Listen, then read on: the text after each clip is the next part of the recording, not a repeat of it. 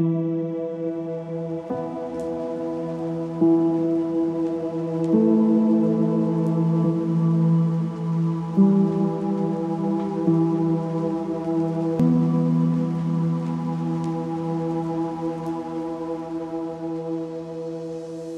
message s'adresse à toutes celles et ceux qui portent le masque et ferment leurs yeux et leurs oreilles par peur, par déni ou par ignorance. Ce message s'adresse à tous les résistants qui ont compris que les atteintes à nos libertés essentielles doivent être justifiées, limitées et proportionnées, comme le droit administratif le dit. Quelle que soit votre position actuelle, surtout si vous avez peur, sachez que ce n'est pas une honte ni un délit. La peur est juste une incompréhension du moment présent. Vous avez peur car vous vous projetez dans un futur qui n'existe que dans votre tête. Et dans bien des cas, cette image du futur vous a été injectée par de la propagande à des fins politiques, des fins économiques et limite sataniques. Ce message s'adresse aussi aux représentants et aux présidents des pays qui appliquent des règles dictatoriales par rapport à la gestion de la crise du Covid, comme ici, en créant des lois où le citoyen n'a plus le droit de critiquer les décisions gouvernementales sur la gestion du Covid, ni d'attaquer en justice les représentants du gouvernement sur ces mêmes décisions, ni de poster son ressenti sur les réseaux sous peine de prison. Et cette loi est active jusqu'en 2022, ce qui nous annonce déjà que nous n'en sommes qu'au début. Ce message s'adresse aussi aux ministres de la Santé, aux cartels et lobbies pharmaceutiques et aussi aux représentants des forces de l'ordre qui, pour certains, ont perdu leur cœur et leur raison d'être humain, préférant taper sur des citoyens désarmés et sans masque uniquement par peur de perdre leur salaire à la fin du mois.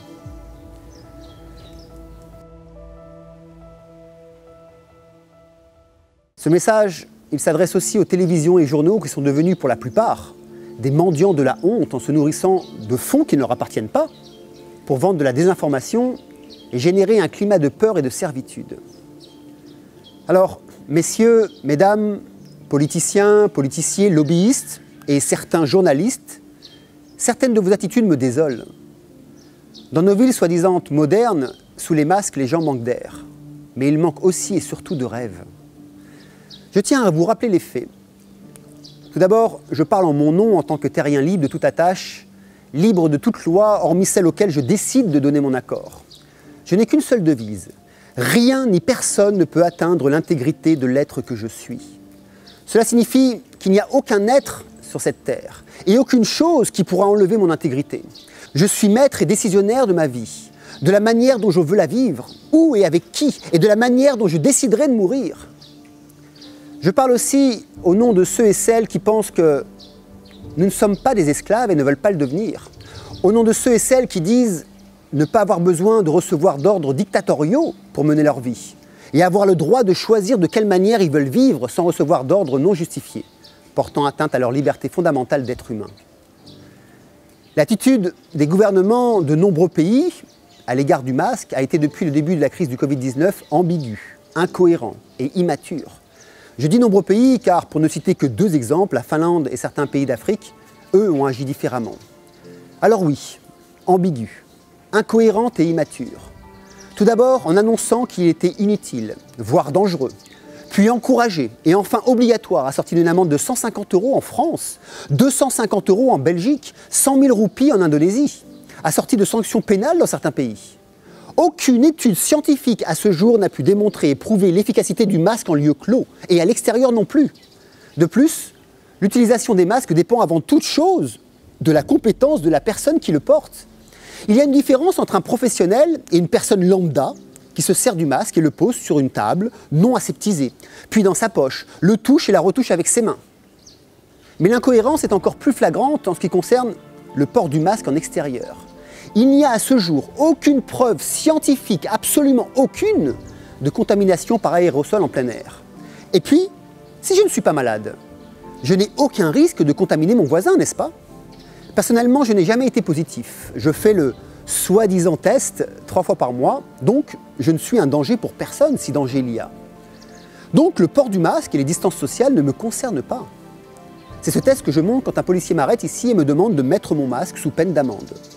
Je lui dis que je ne suis pas malade, lui prouve et lui demande en quoi suis-je dangereux.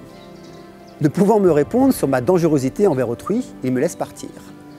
Mais l'incohérence augmente encore alors que plusieurs médecins, dont le plus sérieux à mon sens est le professeur Raoult, affirme que le virus est moins virulent, que la charge létale est proche de zéro, et que les cas positifs qui augmentent à cause de l'augmentation des tests sont asymptomatiques. Il faut comprendre que plus on teste, plus on trouve des cas. Mais des cas asymptomatiques ne sont pas dangereux, bien au contraire. Ils permettent à une immunité collective. Est-ce cela que l'on veut empêcher? De plus, les courbes de décès, d'hospitalisation, de réanimation sont plates depuis des semaines.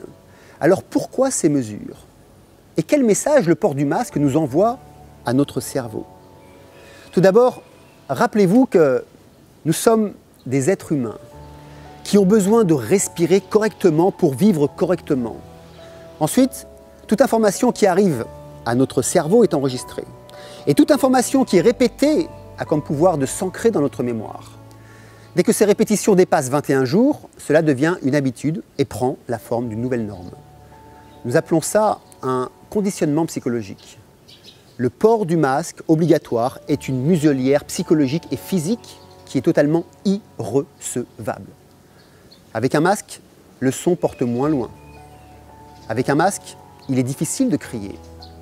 Avec un masque, l'envie de protester diminue. Avec un masque, les expressions du visage disparaissent.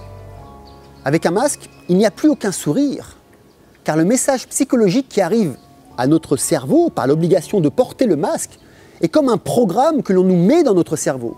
Une programmation lente, pernicieuse, sournoise, qui installe des données dans votre cerveau et qui vous dit « Tu es bâillonné, tu ne peux plus t'exprimer, tais-toi, tais-toi, ne parle plus, tu es malade, le monde est dangereux, tu vas mourir, tais-toi, tais-toi » Et aussi, baisse les yeux.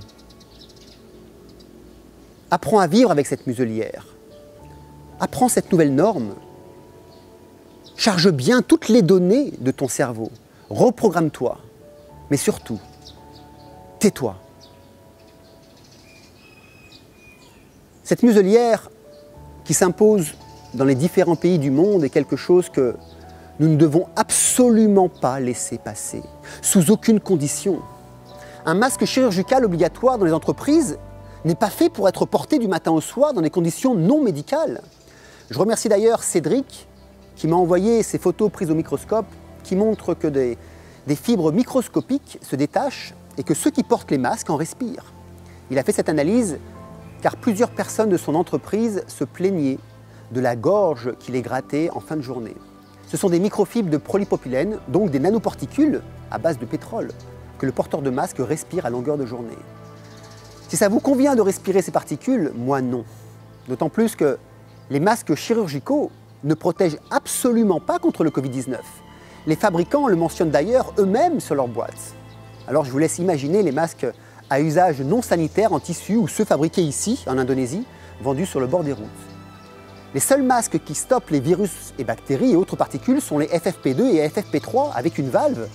Sous ces seules conditions et uniquement si le masque épouse correctement la forme du visage, qu'il ne soit jamais mis sous le menton ou sur le front pendant et après son utilisation, et qu'il ne soit pas réutilisé après avoir été enlevé.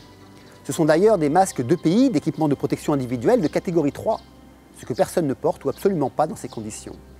Vous avez le lien dans la description du PDF complet sur les différents masques et leur utilisation provenant du site de mt02.org qui est le site de la médecine du travail de l'Aisne. Compte tenu de ces éléments factuels, si je ne suis pas positif, si la charge létale du virus est proche de zéro, si le virus n'est plus présent, si pratiquement tous les cas détectés sont asymptomatiques et si aucun masque n'est efficace, je n'ai aucune raison de respecter une loi qui ne s'appuie sur aucune preuve légale, ni fondée sur des études concrètes validées scientifiquement sur l'efficacité du port du masque et la dangerosité actuelle d'un virus de la peur qui s'attrape plus aux infos des médias de masse que dans la rue. Mais la muselière du XXIe siècle ne s'arrête pas au port du masque. Elle est la plus grande tragédie de notre époque, une sorte de coordination mondiale vers une direction unique que chaque pays a tendance à suivre en appliquant des règles plus ou moins similaires et ajustées en fonction du lieu, mais pour une finalité identique. Ce génocide humain tel que nous le vivons est bien pire que la Seconde Guerre mondiale. Pendant les guerres normales, nous pouvons entendre les missiles, voir les bombes exploser, savoir plus ou moins où se trouvait l'ennemi et qui était l'ennemi. Aujourd'hui, nous, non. Nous ne voyons rien. Nous n'entendons rien. Nous devons chercher par nous-mêmes et nous débattre au milieu de pantins qui sont manipulés par d'autres pantins qui eux-mêmes sont manipulés par des fous furieux. À l'heure où j'enregistre cette vidéo, le 8 septembre 2020, il y a 890 687 décès présumés du Covid-19. Je ne vais pas vous refaire l'explication du comptage des faux morts, mais je vous invite à aller visiter la chaîne de Silvano Trotta, qui a fait des dizaines de vidéos à ce sujet. Vous avez son lien dans ma description. Nous sommes à l'heure d'aujourd'hui 7 637 millions d'humains sur cette Terre, ce qui représente 0,0001% de morts présumées du virus dans le monde. Je vous invite juste à vous poser cette question. Avez-vous déjà entendu dans l'histoire de l'humanité que l'économie mondiale avait été mise sans dessus dessous, que des règles dictatoriales enlevant la liberté des droits des humains avaient déjà été mises en place pour 0,0001% de décès sur une période de 10 mois, laissant tout simplement 99,9999% de survivants.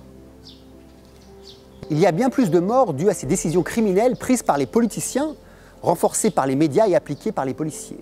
Ce sont les morts sourdes, des morts silencieuses, des morts invisibles. Comme par exemple ces auto-entrepreneurs qui perdent leur travail après 25 ans d'activité. Ces petits travailleurs qui n'ont plus rien et ont tout perdu, même l'espoir de vivre. Ici à Bali, devenue une île morte, ne laissant passer que des fantômes dans les rues. Les hôtels et restaurants sont à l'abandon. Les gens meurent littéralement de faim. Ce scénario a commencé au mois de mars et va continuer jusqu'en 2021 ou plus, suivant le bon vouloir des décisions et des décisionnaires enchaînés pieds et mains liés à des cartels et des lobbies bien plus puissants qu'eux. Des cadres se prostituent pour pouvoir survivre et d'autres essaient de vendre ce qu'ils ont sous la main.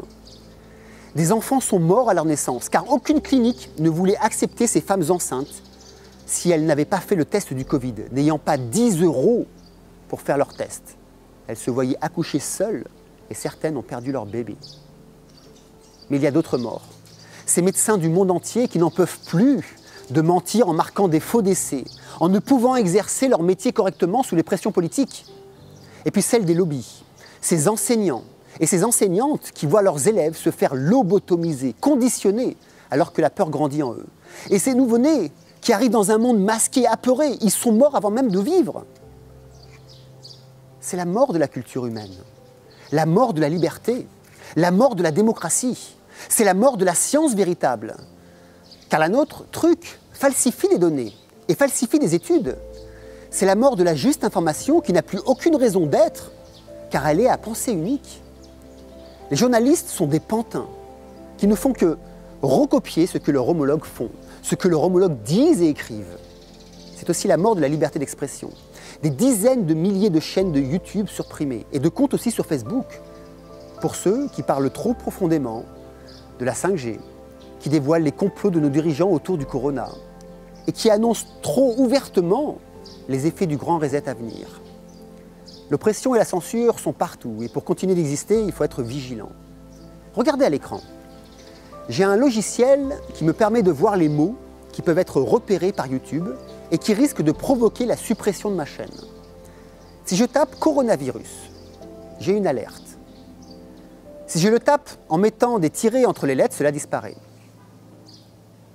Si je tape Covid-19, j'ai une alerte. Si j'enlève 19, tout va bien. C'est sûrement grâce à cet outil que ma chaîne existe encore, car cela permet de déjouer ces intelligences artificielles qui d'ailleurs gèrent notre monde aujourd'hui.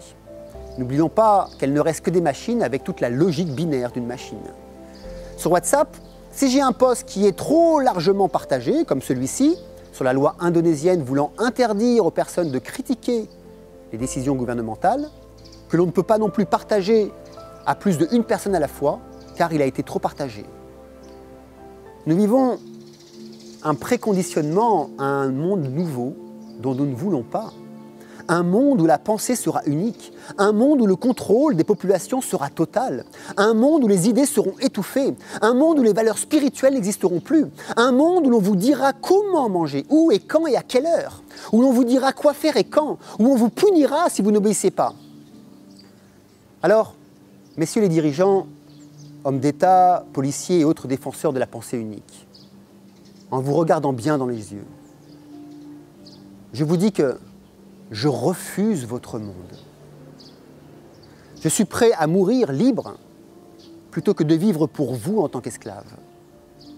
Vous n'atteindrez jamais mon intégrité. Votre seule arme est la pression psychologique et l'oppression pour diffuser de la peur. Le problème ne vient pas de vous qui créez des lois, mais de ceux qui les respectent. Une loi ne peut exister que si elle est respectée. Si personne ne donne son accord, alors vos lois n'auront aucune valeur ni aucun pouvoir, car vous ne pouvez pas mettre 7 milliards de gens en prison.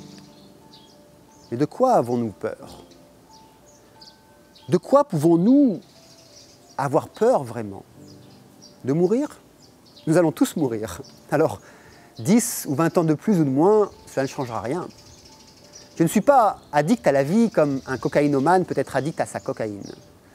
Votre jeu fonctionne sur des personnes qui n'ont pas une vision plus élargie du sens de l'existence que celle de leur travail, de leur famille, de leur crédit, de leur objet.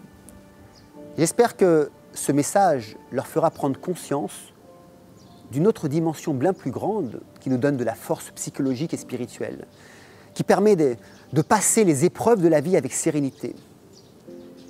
Ma plus grande tristesse, c'est que vous utilisiez ces gens-là pour arriver à vos fins. Cependant, vous avez oublié qu'ils ne représentent pas le monde. Ce n'est pas à la science, ou plutôt à la pseudo-science actuelle, de décider de nos libertés. On ne peut pas laisser les cartels des données qui contrôlent 99% des données sur Terre contrôler la science, contrôler les politiques, les médias et décider de nos libertés. Tout est falsifiable, modifiable aujourd'hui, en un clic de souris. Ces cartels peuvent orienter la perception de notre réalité, la perception de nos choix, de nos décisions, non pas en fonction de ce qui est vraiment bon pour nous, mais en fonction de leur intérêt. On ne peut pas laisser les médias décider de nos libertés. On ne peut pas laisser les lobbies pharmaceutiques décider de nos libertés. Car nous nous battons et existons pour ces mêmes libertés. Elles nous reviennent de droit, car nos vies nous appartiennent et n'appartiennent à personne d'autre que nous. Alors, je vous invite à vous réveiller, à vous lever aussi. Il y a des actions qui sont menées en justice par des collectifs d'avocats pour attaquer l'État et défendre nos droits. Seuls, nous ne pouvons rien faire. Mais ensemble, nous sommes plus puissants que toutes les armées.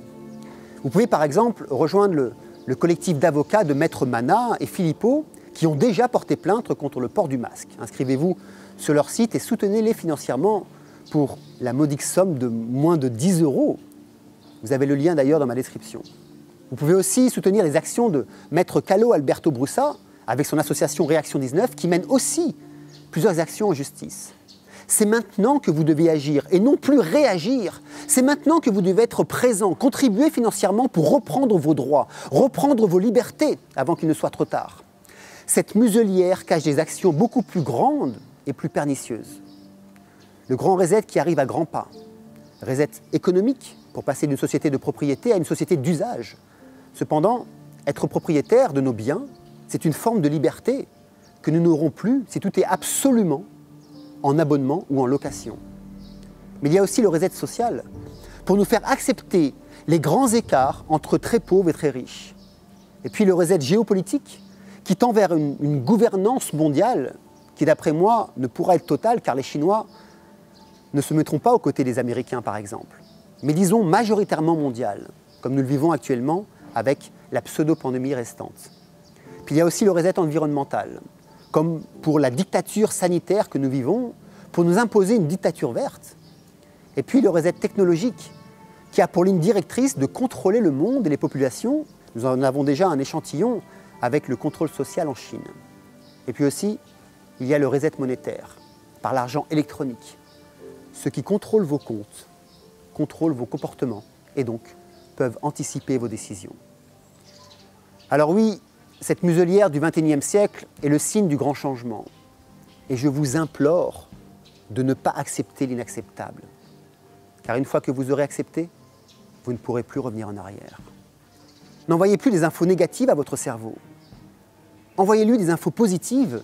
Envoyez-lui des infos qui lui disent que vous êtes le maître à bord, que le monde n'est pas un danger, que votre voisin, masqué ou pas, n'est pas un danger, qu'un malade n'est pas un danger, mais que le plus grand danger sont ceux qui veulent vous faire croire que tout ce qui vous entoure est un danger.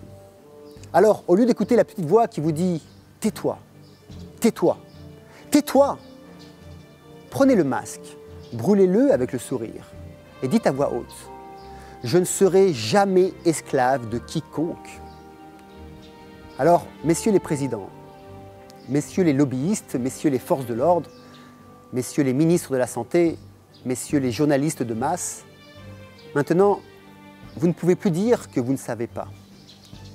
Nous vous invitons à modifier votre trajectoire, car si vous êtes à vos places actuelles, c'est parce que nous l'avons décidé. Et votre mission est de protéger le peuple et non de la servir. Si vous ne le faites pas, ça voudra alors dire que vous n'êtes pas là pour le bien et pour le bien-être du peuple, mais contre lui. Et dans ces conditions, vous nous aurez devant vous, devant votre route, et nous n'accepterons aucun de vos commandements. Vous avez divisé le monde, nous le réunifions. Vous êtes la ligne rouge qui s'effondre avec vos anciens schémas. Nous sommes la ligne verte qui monte avec une émergence spirituelle puissante et inébranlable. Voilà, partagez cette vidéo et n'oubliez pas d'aller rejoindre les collectifs d'avocats pour défendre nos droits humains. Gardez le sourire, gardez la joie de vivre, méditez, aimez, partagez, serrez-vous dans les bras, dansez, faites la fête, jouez de la musique, rayonnez de la joie de vivre, exprimez notre nature humaine. Nous sommes les derniers représentants des Homo sapiens. Un nouveau genre Homo est en mutation. Mais de quoi allons-nous accoucher? Homo techno? Homo esclave ou Homo spiritus? Alors, jetez vos masques. Ainsi, vous enverrez d'autres signaux à votre cerveau. Des signaux qui lui diront que vous êtes le ou la seule décisionnaire de votre vie. Jetez vos masques, abandonnez vos peurs et retrouvez votre liberté de penser, d'agir et de vivre sur une planète qui n'est pas la propriété de quelques élites, mais de tous les habitants qui y sont et qui vivent ici. Et surtout, qui n'y sont que de passage.